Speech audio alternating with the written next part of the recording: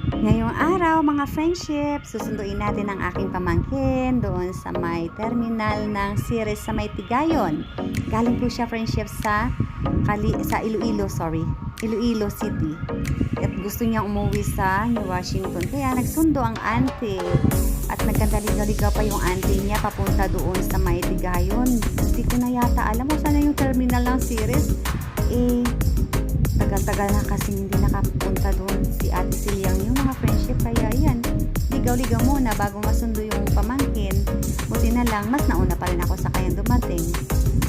At ayun, dumaan muna kami dyan mga friendship sa may tambak na restaurant. Nakalimutan ko na yung pangalan ng restaurant na yan.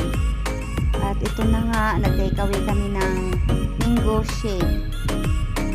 Para sa bahay na lang kami kakain. At pagod na ang